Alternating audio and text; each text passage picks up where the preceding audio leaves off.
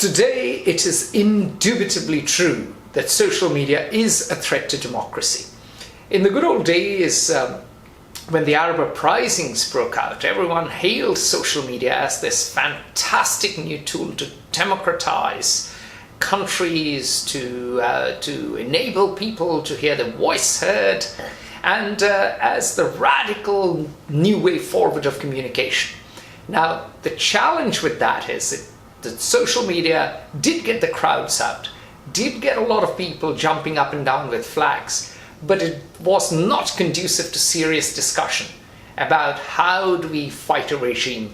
If we have a democracy, what sort of system, presidential or parliamentary? How many years will a term last? How many terms will an elected leader be allowed to hold? And so on and so forth.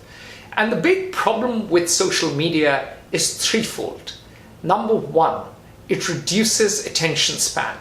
If you go on Twitter, in a second you have millions of tweets, and you're drowned in detail. Facebook bombards you with events, with news. They have a news feed, which is not the news, by the way. And you're constantly unable to function because your mind is in Brownian motion. Second, of course, related to the first, is there's too much noise. Now, the big and powerful and the mighty and the rich have learned how to use social media. They have huge armies of social media. In fact, the Indian election was won on WhatsApp. The genocide of the Rohingyas happened on WhatsApp. And a lot of hate is transmitted through Twitter and Facebook. So let us not pretend that social media is a place where you can get democratized information unfiltered by the big powerhouses of old media. Social media is now gamed by those who have money, by those who have motivation, and those who can play the masses. Third, this brings me on to the third big problem, the biggest problem in my view about social media, and that is it concentrates power. Today, Mark Zuckerberg is an emperor. As I wrote some time ago in the past, he's more dangerous to democracy than Donald Trump. The reason is simple. Trump will go after 2 terms. Emperor Zuckerberg is here to stay. And whether we like it or not, everyone, because of what he calls network effects, is on his platform.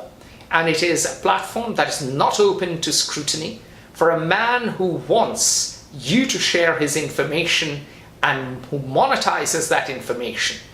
There is very little you can learn about Facebook. The company is opaque. It is in the hands of just a small clique, and ultimately one man controls the voting rights. And the same is true for nearly all social media companies. They are, at the end of the day, privately held. They are modern day British or Dutch East India companies.